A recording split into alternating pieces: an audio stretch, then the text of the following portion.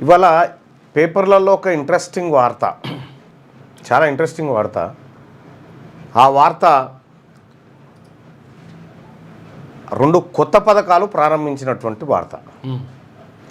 తెలంగాణ రాష్ట్ర ప్రభుత్వం ముస్లింల కోసం 2 కొత్త పథకాలు ప్రారంభించింది.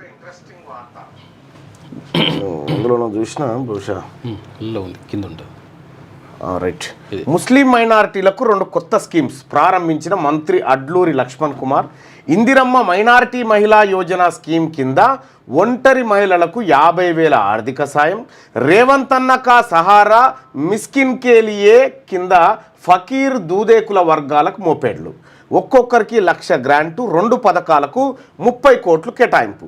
ఈ నెల 20 నుంచి వచ్చే నెల 6 వరకు ఆన్లైన్ దరఖాస్తులు. ఈ పథకాలని ఎవరు ప్రకటించారు? అడ్లూరి లక్ష్మణ్ గారు, మంత్రి గారు ప్రకటించారు. నిజంగా ఇవి ముస్లింలకు ఇచ్చే పథకాలే అయితే రేవంత్ రెడ్డి ప్రారంభించేటోడు. ఎందుకు ఇప్పుడు ఈ 2 పథకాలు అత్యవసరంగా ఎందుకు కాంగ్రెస్ పార్టీ ముందుకు తీసుకొచ్చింది అంటే మాయాజాలం ఏంటంటే ఈ 30 కోట్ల స్కీమ్ గురించి మాట్లాడుకుందాం. 2 పథకాలకు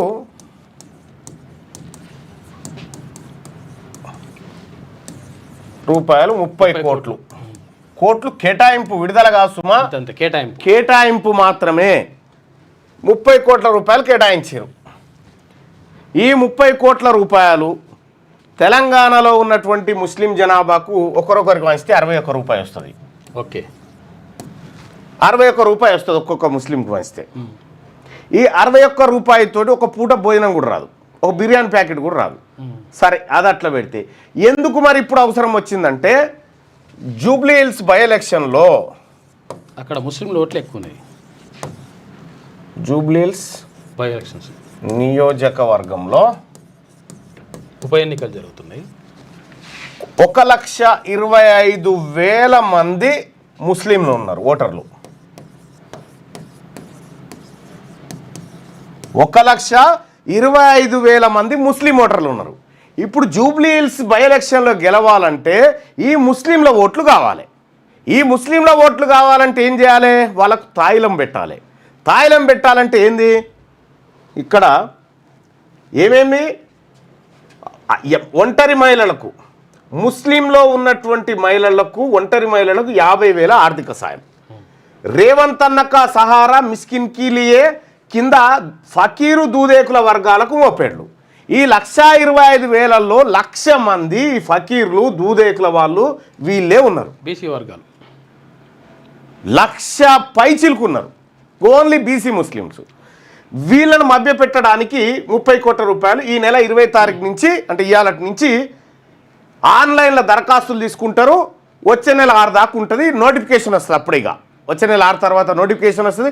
అరే ఇద్దామనుకునేసరికి నోటిఫికేషన్ వచ్చింది మీకు ఇవ్వలేకపోతున్నాం. ఇదివరకు రాజీవ్ యువ వికాసమా ఏదో దరఖాస్తులు తీసుకురుగా? అవును, అదే రాజీవ్ యువ వికాసం దరఖాస్తులు తీసుకురు. వచ్చినాయా మీకు? రాజీవ్ యువ వికాసం దరఖాస్తులు పెట్టిన వాళ్ళకి వచ్చినాయా? అప్లై చేసుకున్నారు అందరూ. యాదగిరి జై రజక జై బీసీ సూపర్. మాట్లాడుకుందాం ఈ కాంగ్రెస్ పార్టీ డ్రామాను ఒకసారి మాట్లాడుకుందాం. రాజీవ్ యువ వికాసం కింద దరఖాస్తు పెట్టిన వాళ్ళకి పైసలు వచ్చినాయా ఎక్కడన్నా? ఎక్కడ అసలు ఈ రాష్ట్రంలో క్యాన్సిల్ చేసి పడేసారు కదా. దాన్ని పోస్ట్పోన్ అన్నారు కానీ క్యాన్సిల్ చేసి దాన్ని మొత్తమే లేదు.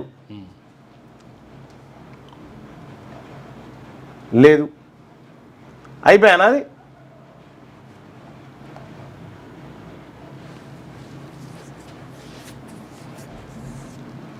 ఎక్కడ రాలే. ఇక్కడ కూడా ముస్లింలకు ఏమీ రాదు. నిజంగా వచ్చేది ఉంటే రేవంత్ రెడ్డి ప్రకటించేటోడు. ఎందుకంటే ముస్లిం జనాభా ఇప్పుడు ఎవరిని తిడతారన్నట్టు అమలు కాకపోతే అడ్లూరు లక్ష్మణ్ గారిని అడ్లూరు లక్ష్మణ్ గారిని తిట్టుకోవాలి, మంత్రి గారిని తిట్టుకోవాలి. రేవంత్ రెడ్డికి ఏం సంబంధం లేదన్నట్టు. ఆయన ప్రారంభించి ఆయన అడుగు పోరా నాకేం సంబంధం అంటే అన్నట్టు రేపు పొద్దుగాల. ఇదంతా ఎన్నికల డ్రామా. ఈ తెలంగాణ అందులో కూడా ఏంటి మోపేడ్లు కొనిస్తారట. ఏది లూనాలు ఉంటాయి చూడు, లూనా బండ్లు కొనిస్తారట. లూనా బండ్ల కోసమే ఓట్లు వేసినారు ముస్లింలు. తెలంగాణ రాష్ట్రంలో ఉన్నటువంటి ముస్లింలు కాంగ్రెస్ పార్టీకి లూనా బండ్లు ఇప్పిస్తారని వేసినారు ఓట్లు. ఈ తెలంగాణ కాంగ్రెస్ పార్టీకి ఏమైనా చిత్తశుద్ధి ఉంటే తెలంగాణలో ఇంకా కాంగ్రెస్ పార్టీ బీసీ ముస్లింలకు చేసిన మోసం.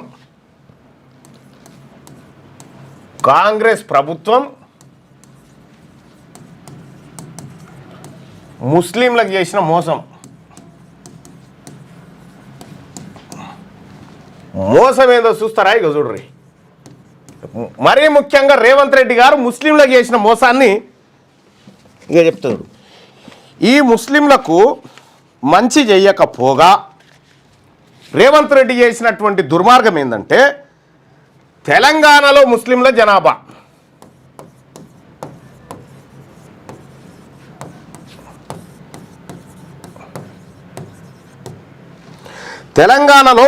జనాభా ఎంతున్నారంటే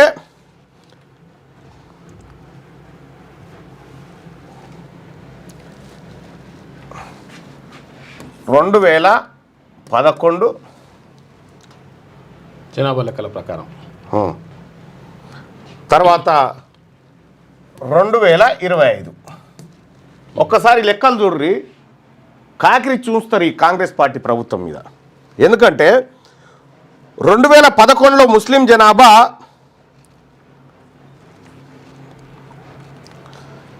44,64,601 తెలంగాణ రాష్ట్రంలో 2011లో ముస్లిం జనాభా ఎంత అంటే 44,64,601 మంది. ఇప్పుడు ఎంత ముస్లిం జనాభా? ముస్లింలలో సాధారణంగానే మన అందరికి తెలుసు, వాళ్ళకు సంతానం పట్ల కాంక్షగా ఉంటుంది. ఎక్కువగా పిల్లల్ని చేసుకోరు. తద్వారా వాళ్ళ జనాభా ఎక్కువ ఉంటుంది. ఎంత పెరగాలి? 44,64,601. అంటే ఎంత పెరగాలి? ఈ 15 ఏళ్ళల్లో ఎంత పెరగాలి వీళ్ళ జనాభా? ఎంత పెరగాలి చెప్పు లైవ్ చూస్తున్నటువంటి వాళ్ళు. 2025లో రేవంత్ రెడ్డి లెక్క పెట్టి వీళ్ళ జనాభా ఎంత అని చెప్పిండు ఎరికేనా?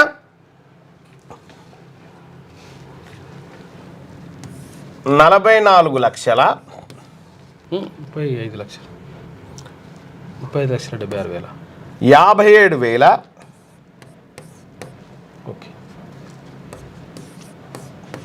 12 మంది. ఓకే. 2011 నుంచి 2025 వచ్చే వరకల్లా ముస్లిం జనాభా కొత్తగా ఒక్క ముస్లింకు ఎవరు పుట్టలే. మళ్ళీ ఇంకో మిగతా వాళ్ళు చచ్చిపోయారు కొంతమంది. ముస్లింకు కొత్తగా పుట్టకపోగా ముస్లింలలో ఎంతమందిని చంపేసిరు? 7,589 మంది వీళ్ళు చచ్చిపోయిన వాళ్ళు. తక్కువ అయ్యారు ఇంకా ముస్లింలు. 2011 నుంచి 2025కి వచ్చేసరికి ముస్లింల జనాభా 7,589 మంది లేరు.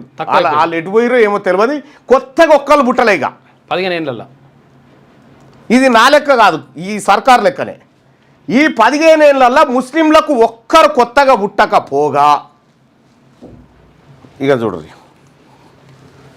ఇప్పుడు చెప్తున్న ఓసీలు ఉన్నారు కదా, రెడ్లు, వెలమలు, కమ్మలు, వీళ్ళందరూ కూడా వీళ్ళది 2011లో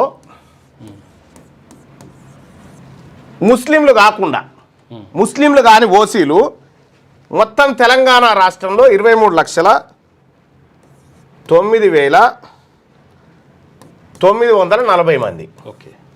ఓకే.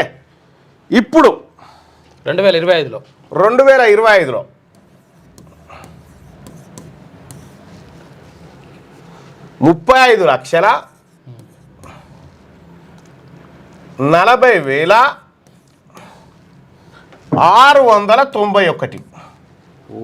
12 లక్షల మంది పైన పెరిగారు. ఇప్పుడు ఓసీలు, రెడ్లు, వెలమలు, కమ్మలు, అప్పర్ క్యాస్ట్ వాళ్ళందరి ఇళ్ళలోనేమో ఈ 14-15 సంవత్సరాలలో 15 ఏళ్లలో 12,30,751 మంది పుట్టిరు కొత్తగా.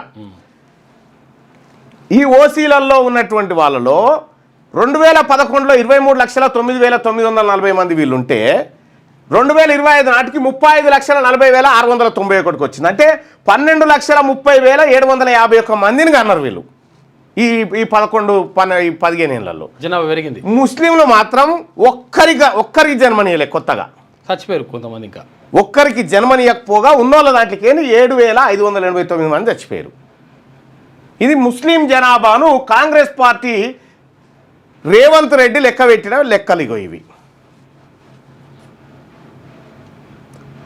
ఇప్పుడు కాంగ్రెస్ పార్టీ నాయకులు చెప్పాలి, ఇది ముస్లింల జనాభా ఎక్కడన్నా భారతదేశం అంతటా పెరిగింది, భారతదేశం అంతటా పెరిగింది. దాంట్లో సుధీర్ కమిటీ నివేదికలు ఉన్నాయి, సెన్సెస్ లెక్కలు ఉన్నాయి. 14.1% ఉన్నట్టుగా 2011లో లెక్కలు తేలినాయి. అది పోయి తెలంగాణ రాష్ట్రంలో ముస్లింల జనాభా 13 నుంచి 12.5కు తగ్గింది. 13 నుంచి 12.5కు తగ్గింది. ఇది తగ్గంగా ఓసీల జనాభా, ఇందులో అప్పర్ క్యాస్ట్ వాళ్ళ జనాభా, ఓసీలు అంటే రెడ్లు వెలమలు కమ్మలు వీళ్ళ జనాభా 12,30,000 10% పెరిగింది. శాతమే. వీళ్ళేమో ఇంతమందికి జన్మనిస్తే ముస్లింలు మాత్రం ఒక్కరిని కొత్తగా కనలేదు. 7,589 మందిని కోల్పోయారు అన్నట్టు. ఇవి రేవంత్ రెడ్డి లెక్కలు. ఇవి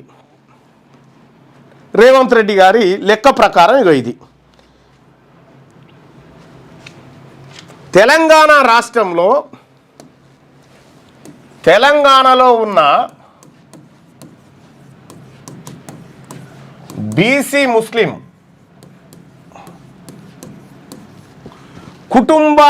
కుటుంబాన్ని నడపడానికి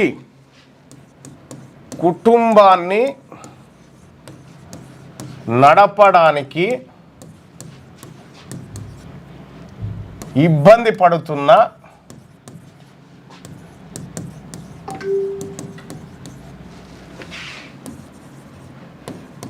ముస్లింల ఇండ్లు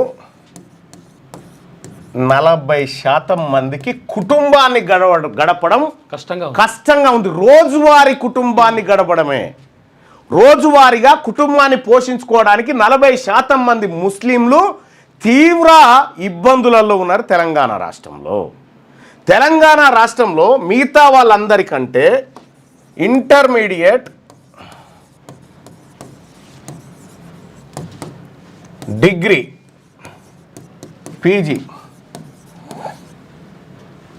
ఈ కోర్సులకు వచ్చేసరికి ముస్లిం విద్యార్థులు డ్రాప్ అవుట్ ఎక్కువైతున్నారు, చదువు మానేస్తున్నారు, ఉన్నత చదువులకు దూరంగా ఉన్నారు. మొత్తం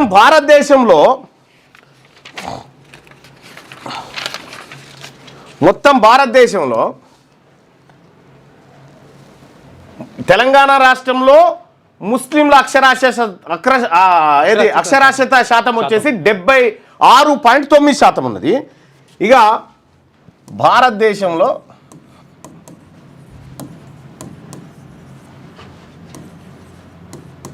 ముస్లిం IAS IPS భారతదేశంలో ఉన్నటువంటి ముస్లిం IAS IPSలు ఎంతమంది ఉన్నారు? IASలు వచ్చేసి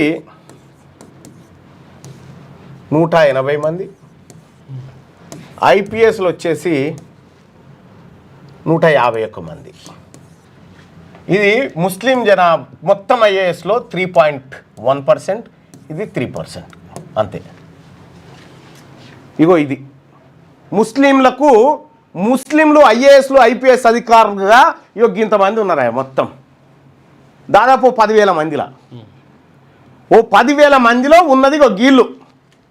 వీళ్ళని విద్యాపరంగా ముందుకు తీసుకుపోవాలని 2005లో మన్మోహన్ ప్రభుత్వం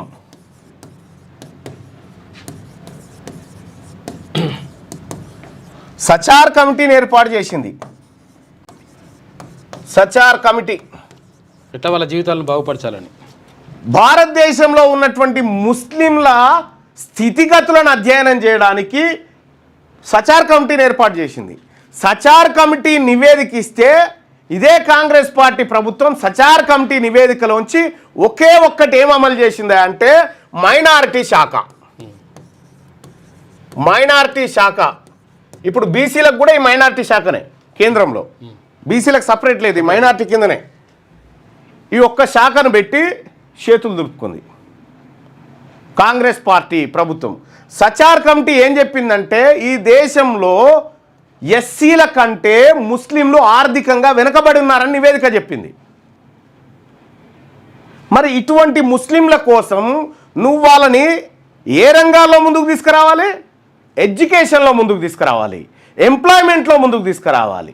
వాళ్ళను ఏది బిజినెస్లు చేసి మోపేడు కొనిస్తావు, మోజు బండ్లు అమ్ముకోవాలనా?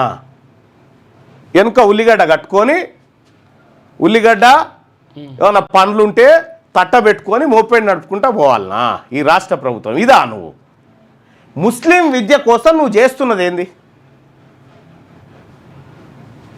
ఇది తెలంగాణ రాష్ట్రంలో జూబ్లీ హిల్స్ బై ఎలక్షన్స్ కోసం కాంగ్రెస్ పార్టీ ఆడుతున్నటువంటి నయా డ్రామా. ఇది కాంగ్రెస్ పార్టీ ఆడుతున్నటువంటి నయా డ్రామా. ఈ రెండు కొత్త స్కీమ్స్ ఇప్పుడు ఎందుకు గుర్తుకొచ్చినాయి? మీకు దమ్ముంటే కాంగ్రెస్ పార్టీ ప్రభుత్వానికి చెప్తున్నా, జూబ్లీ హిల్స్లో కాకుండా ఇంకెక్కడన్నా ఈ పైలట్ ప్రాజెక్ట్ పెట్టి, పైలట్ ప్రాజెక్ట్ ఇక జూబ్లీ హిల్స్లోనే స్టార్ట్ అవుతుంది ఇది. ఎందుకంటే జూబ్లీ హిల్స్ ఎలక్షన్స్ కదా, పైలట్ ప్రాజెక్ట్ కింద ఇదే అంటారు. ఇక రెండు రకాల మోసాలు చేయబోతా ఉంది. ఇందులో ఒకటి మనం ముస్లిం సోదరులు అబ్జర్వ్ చేయాల్సింది, ఈ నెల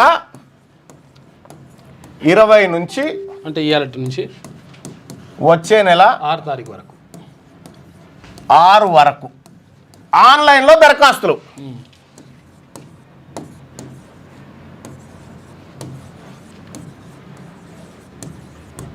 ఆన్లైన్లో దరఖాస్తులు ఇక కరెక్ట్గా ఇదే నెల, ఇది సెప్టెంబర్ నెక్స్ట్ అక్టోబర్ కదా. మాగంటి గోపీనాథ్ గారు ఎప్పుడు చనిపోయిండు?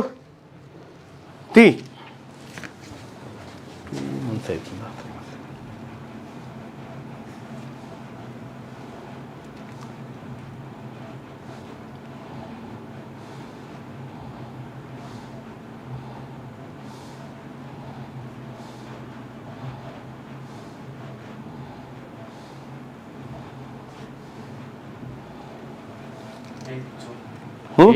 ఎయిత్ జూనా? 8 జూన్.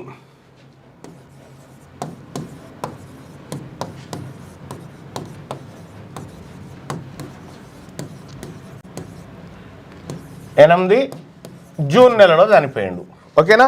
అయితే ఒక ఎమ్మెల్యే చనిపోయిన తర్వాత 6 నెలల లోపల ఎన్నికలు నిర్వహించాలి. అంటే జూన్ నుంచి ఎప్పటి వరకు అన్నట్టు? డిసెంబర్ వరకు అన్నట్టు. డిసెంబర్ లోపల ఎన్నికలు నిర్వహించాలి. డిసెంబర్ 8 తారీఖు లోపల ఎన్నిక ప్రక్రియ అయిపోవాలి ఆల్రెడీ. సో ఈ ఎన్నికలు నిర్వహించడానికి ఎలక్షన్ కమిషన్ ప్రాసెసింగ్కి ఎన్ని రోజులు టైం తీసుకుంటుంది? దాదాపు ఒక 2 నెలల పైచిలకు కాలం తీసుకుంటుంది. 45 రోజులు అట్లా, 45 నుంచి 2 నెలల దాకా తీసుకుంటుంది. 2 నెలలు తీసుకుంటుంది. ఇప్పుడు ఏంది? సెప్టెంబర్, అక్టోబర్ 6 తారీఖు నాడు, అంటే కరెక్ట్గా అక్టోబర్ 7కో 8కో నోటిఫికేషన్ వస్తుంది. అక్టోబర్నే వస్తుంది మొత్తం మీద. అక్టోబర్ 7కో 8కో నోటిఫికేషన్ వస్తుంది. ఈ నోటిఫికేషన్ కోసం అనగానే మేము దరఖాస్తులు తీసుకున్నాం, ఇద్దాం అనుకున్నాం, కానీ మోసం అయిపోయింది, ఎలక్షన్ కమిషన్ పాడుగా నోటిఫికేషన్ వేసింది అని చెప్తారు జూబ్లీ హిల్స్లో ఉన్న ముస్లింలకు. నీవు ఈ ముస్లింలకు కాంగ్రెస్ పార్టీ మేనిఫెస్టోలో ఇచ్చినటువంటి హామీలు ఉన్నాయి కదా, అందులో ఎన్ని అమలు చేసినావు చెప్పు? ఏమీ అమలు చేయకపోగా కేవలం జూబ్లీ హిల్స్లో ఉన్నటువంటి ముస్లిం ఓట్లను మభ్యపెట్టడానికి కాంగ్రెస్ పార్టీ చేస్తున్నటువంటి ఎత్తుగడ. ఈ కాంగ్రెస్ పార్టీకి చిత్తశుద్ధి ఉంటే మీ యూపీఏ గవర్నమెంట్ తీసుకొచ్చినటువంటి సచార్ కమిటీ నివేదికను ఈ దేశంలో ఎందుకు అమలు చేయలేదు? ప్రత్యేక కమిషన్ పెట్టాలనేటువంటి నిర్ణయాలను ఎందుకు పక్కన పెట్టిరు? ఇక్కడ సచార్ కమిటీ నివేదిక ఆధారంగా ఈ రాష్ట్ర ప్రభుత్వం గుర్తించిన ముస్లింల సాధక బాధకాలు ఏంటి? ఇది ఉన్నాయా? నువ్వు ఏమంటున్నావు? ఇక్కడ దరఖాస్తులు పెట్టుకో అన్నట. ఎవరు? ఒంటరి మహిళలు, దూదేకుల వాళ్ళు, వీళ్ళందరూ కూడా ఫకీర్లు దరఖాస్తులు పెట్టుకో అన్నట. మరి మొన్న 2025లోనే కదా ప్రతి మనిషి కులము, గోత్రము, నక్షత్రము, ఆదాయము అన్ని లెక్కలు నీ దగ్గర ఉన్నాయి కదా. అన్ని లెక్కలు సమగ్ర కుటుంబ సర్వే లెక్కలు నీ టేబుల్ ముంగటనే ఉన్నాయి కదా. ఏ ముస్లిం ఒంటరి మహిళ, ఏ ముస్లింకు ఏం లేదు, ఏ ముస్లిం బతికెట్లుందో నీ టేబుల్ ముంగట లెక్క ఉంది కదా, లెక్క తీసి ఇవ్వచ్చు కదా. ఈ దరఖాస్తుల దుకాణం ఏంది? మళ్ళా ఈ దరఖాస్తుల దుకాణం ఏంది? నువ్వు మోసం చేయడానికి, నువ్వు బీసీ ముస్లింలను మోసం చేయడానికి ఈ డ్రామా ఆడతావు నువ్వు, ఇంకొకటి ఏమీ లేదు.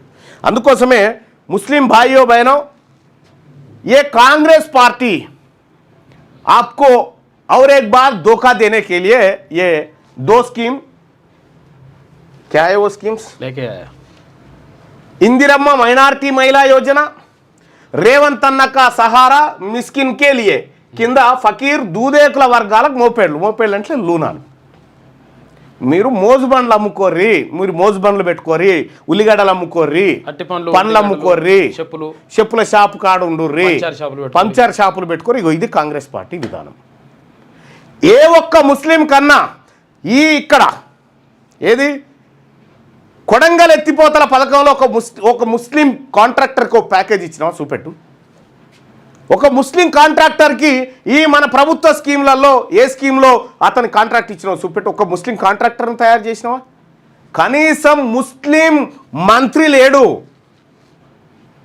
ముస్లిం మంత్రి లేనటువంటి ఏకైక ఇప్పుడు పెడతా ప్రభుత్వం మనది తెలంగాణ. ఈ విషయంలో ఇప్పుడు పెడతానంటు నిన్న ప్రకటించిండు ముస్లిం మంత్రిని పెడతాడు. ఇప్పుడు ఎందుకు? ఓట్లున్నాయి కదా, ఓట్లున్నాయి కాబట్టి పెడతానటువంటి డ్రామా ఇదంతా. ఏ నాటక్ నై చలేగా రేవంత్ జీ. అక్కడ కేసీఆర్ ఏమో మై షాద్ నగర్ మే ఇలాన్ కర్తా హూ, बीआरएस पार्टी एमपी को जिताए तो 4 महीने की अंदर ही 12% रिजर्वेशन अमल करके बताऊंगा, ये केसीआर का वायदा है, मैं वायदा पे पक्का रहूंगा అని ఆడ చెప్పి ఆయన 10 ఏళ్ళైండు. 10 ఏళ్ళ నుంచి వాళ్ళ రిజర్వేషన్ పెంచకపోగా ఉన్న వాళ్ళ జీవితాలను నాశనం చేసిండు. ఇప్పుడు ఈయన. అందుకోసమే ముస్లిం సోదరులారా, మన బతుకులు మారాలంటే మన పిల్లలకు మంచి ఎడ్యుకేషన్ దక్కాలి, మనకు కార్పొరేట్ లెవెల్లో ఫ్రీ ఎడ్యుకేషన్ ఉండాలి, మనకు కష్టపడి పని చేయడానికి అవకాశాలు ఏర్పడాలి. ఈ మొప్పేళ్లతోనో వీలేసే బిచ్చం ద్వారానో మన బతుకులు మారవు. ఇదంతా ఎన్నికల స్టంట్. అందుకోసమే నిన్న వరంగల్లో మన party Telangana Rajyadhikara Party Warangal declaration ప్రకటించింది. నిన్న రాష్ట్ర స్థాయి సమావేశం అక్కడ నిర్వహించి అందులో ప్రధానమైనటువంటి డిక్లరేషన్ వివరాలని ఇప్పుడు మీ ముందు చెప్తా. Telangana Rajyadhikara Party Warangal declaration professor Jayashankar సార్ను తెలంగాణ జాతిపితగా ప్రకటించడం మా మొట్టమొదటి తీర్మానం. అది తెలంగాణ రాష్ట్రాన్ని సాధించడం కోసం తన జీవితాన్ని తర్పణం చేసినటువంటి ఈ తెలంగాణ మహాత్ముడు ప్రొఫెసర్ జయశంకర్ సార్ను తెలంగాణ జాతిపితగా ప్రకటించడం. ఒకవేళ ఈయన కాకుండా ఈయన ప్లేస్లో ఇంకో రెడ్డి అని ఉంటే ఈ పాటికే ప్రకటిద్దురు. జయశంకర్ సార్ను ప్రకటించట్లేదు. అందుకనే తెలంగాణ ఉద్యమకారుల ఆకాంక్షలకు ప్రతిరూపమైనటువంటి ప్రొఫెసర్ జయశంకర్ సార్ను తెలంగాణ జాతిపితగా మేము ప్రకటిస్తా ఉన్నాము. మీరు చేయకపోతే మేము చేసి చూపెడతాం. జీవితం మొత్తం కూడా అంకితం చేసిండు తెలంగాణ. ఇక రెండోది, తెలంగాణ రాజ్యాధికార పార్టీ వరంగల్ డిక్లరేషన్ 2. ఇది కొండా లక్ష్మణ్ బాపూజీకి భారతరత్న కోసం డిమాండ్. కొండా లక్ష్మణ్ బాపూజీ ప్రత్యేక తెలంగాణ రాష్ట్రం కోసం బడుగు బలహీన వర్గాల జీవితాలు మారాలని చెప్పి తన మంత్రి పదవిని త్యాగం చేసిన మొట్టమొదటి వ్యక్తి కొండా లక్ష్మణ్ బాపూజీ. ఈ కొండా లక్ష్మణ్ బాపూజీ తన జీవితం అంతా ఈ వర్గాల కోసం పనిచేసిండు కాబట్టి, తెలంగాణ కోసం పనిచేసిండు కాబట్టి ఆయనకు భారతరత్న ఇవ్వడం కోసం ఈ రాష్ట్ర అసెంబ్లీ తీర్మానం పెట్టాలి. లేదంటే రేపటి బీసీ ప్రభుత్వం ఖచ్చితంగా పెట్టి తీరుతుంది. ఇక మూడోది, తెలంగాణ రాజ్యాధికార పార్టీ వరంగల్ డిక్లరేషన్ భూమి లేని బీసీ నిరుపేదలకు 2 ఎకరాల భూ పంపిణీ. తెలంగాణ రాష్ట్రంలో భూమి లేని బీసీ కుటుంబాలకు ప్రతి కుటుంబానికి 2 ఎకరాల చొప్పున భూమి పంపిణీ. ఒక ఆయన అంటాడు, పాపం ఎట్లా పంచుతారయ్యా అని అంటాడు. ప్రభుత్వము తెలంగాణ రాష్ట్రం వచ్చిన తర్వాత కొన్ని లక్షల ఎకరాల భూములు ప్రభుత్వం సేకరించింది కదా రైతుల దగ్గర. 10 లక్షలు 5 లక్షలు ఇచ్చి ఇక్కడ ల్యాండ్ సీలింగ్ యాక్ట్ను తుంగలో దొక్కిరు కదా. ఆ లూపోల్స్ ద్వారా అనేక లక్షల ఎకరాలు కేసీఆర్ 10 ఏళ్లలో కొత్తగా 25 లక్షల ఎకరాలు ముట్టించిండు కదా. 25 లక్షల ఎకరాలు అవి అట్లా ఉన్నాయి. తక్కువ పడితే భూసేకరణ చేపడుతుంది ప్రభుత్వం.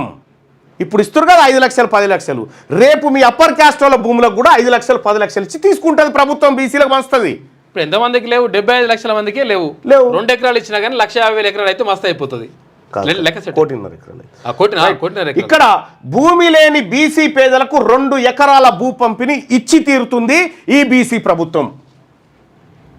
అలాగే వరంగల్ డిక్లరేషన్ తెలంగాణ రాజ్యాధికార పార్టీ ప్రతి సంవత్సరం బీసీల కోసం 1,00,000 కోట్ల బడ్జెట్, మొత్తం 3,04,000 కోట్ల బడ్జెట్లో రేవంత్ రెడ్డి ప్రభుత్వం కామారెడ్డి డిక్లరేషన్లో ఇచ్చిన హామీని తుంగలో దొక్కుతూ ప్రతి ఏడాది బీసీలకు 20,000 కోట్లు పెడతామని చెప్పి మొదటి ఏడాది 9,200 కోట్లు పెట్టి కేవలం 2,500 కోట్లు కూడా ఖర్చు చేయలేదు ఫస్ట్ ఏడాది. ఇక రెండోసారి మళ్ళీ 11,000 కోట్లు అని పెట్టి దాంట్లో కూడా ఖర్చు చేసింది ఏమీ లేదు. కాబట్టి బీసీ ప్రభుత్వం ఒకేసారి ఒకే బడ్జెట్లో ప్రతి ఏడాది 1,00,000 కోట్ల రూపాయలు బీసీల బడ్జెట్గా పక్కకు పెట్టబోతా ఉంది. బీసీల బతుకులు ఇక గిట్ల మారుతాయి. ఇక తెలంగాణ రాజ్యాధికార పార్టీ వరంగల్ డిక్లరేషన్ రాష్ట్రంలో ఇల్లు లేని అగ్రవర్ణ పేదలకు, ఇల్లు లేనటువంటి అగ్రవర్ణాల్లో ఉన్నటువంటి పేదలు ఎవరైతే ఉన్నారో వాళ్ళకి ఇల్లు కట్టించిస్తాం. ఇప్పుడు మీరు మాకు కట్టించిస్తారు కదా, మేము మీ అగ్రవర్ణాల్లో ఉన్నటువంటి పేదలకు మా కమిట్మెంట్ చూడండి. బీజేపీ, కాంగ్రెస్, టీఆర్ఎస్ వీళ్ళ మేనిఫెస్టోలో ఎక్కడ కూడా అగ్రవర్ణ పేదలకు సంబంధించి ఏ పథకాలు లేవు.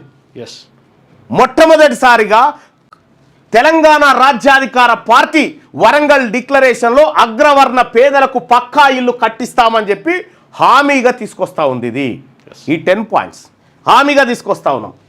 ఇక ముస్లింల బతుకులు ఎట్లా మారుతాయంటే తెలంగాణ రాజ్యాధికార పార్టీ వరంగల్ డిక్లరేషన్ ముస్లిం మైనారిటీలకు సంబంధించి సచార్ కమిటీ నివేదిక ఆధారంగా వారి అభివృద్ధికి చిత్తశుద్ధితో పనిచేస్తాం. సచార్ కమిటీ నివేదిక అమలు చేస్తే వాళ్ళ బతుకులు మారుతాయి. మోపేడ్లు కొనిచ్చి మోజుబండ్లు అమ్ముకోమంటే కాదు.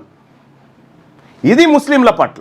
ఇక అలాగే తెలంగాణ రాజ్యాధికార పార్టీ వరంగల్ డిక్లరేషన్ విద్యా ఉద్యోగ రంగాల్లో జనాభా ప్రాతిపదికన రిజర్వేషన్లు అమలు చేస్తాం. అంటే ఎవరి జనాభా ఎంతో వారికంత, ఎవరెంతో రాహుల్ గాంధీ చెప్తా ఉన్నాడుగా, జితనే ఉస్సేదారి ఉత్తినే బాగేదారి అని చెప్పి. ఈ ఇస్సేదారి బాగేదారికి తెలంగాణ రాష్ట్రంలో సరైన అర్థమే చూపించింది మీ రెడ్డి ప్రభుత్వం. కాబట్టి రేపటి బీసీ ప్రభుత్వం మీరెంతో మీకంతా, బడ్జెట్లో కానీ అవకాశాల్లో కానీ ఉద్యోగాల్లో కానీ అన్ని రకాలుగా ఆర్థికంగా కానీ ఎవరెంతో వారికంతా. ఇక తెలంగాణ రాజ్యాధికార పార్టీ వరంగల్ డిక్లరేషన్ వరంగల్ నగరాన్ని రాష్ట్రానికి 2వ రాజధానిగా ప్రకటిస్తాం. వరంగల్ పట్టణాన్ని కాకతీయులేనటువంటి సామ్రాజ్యం ఏదైతే ఉందో ఈ వరంగల్లో ఉన్నటువంటి అద్భుతమైన చారిత్రకమైనటువంటి నేపథ్యం కలిగిన ఈ నగరాన్ని తెలంగాణ రాష్ట్రానికి 2వ రాజధానిగా ప్రకటించాలని నిన్న తీర్మానం చేయడం జరిగింది. అలాగే తెలంగాణ రాజ్యాధికార పార్టీ వరంగల్ డిక్లరేషన్ మహిళలకు 33% రిజర్వేషన్ అమలుతో పాటు 50% ఉన్నారు మహిళలు, 33 కాదు. కాబట్టి మహిళలకు 50% వాటా దక్కడం కోసం, ఆ పెంచడం కోసం శాయశక్తులా కృషి చేస్తాం. ఇక తెలంగాణ రాజ్యాధికార పార్టీ వరంగల్ డిక్లరేషన్ అందరికీ నాణ్యమైన విద్య అందిస్తాం.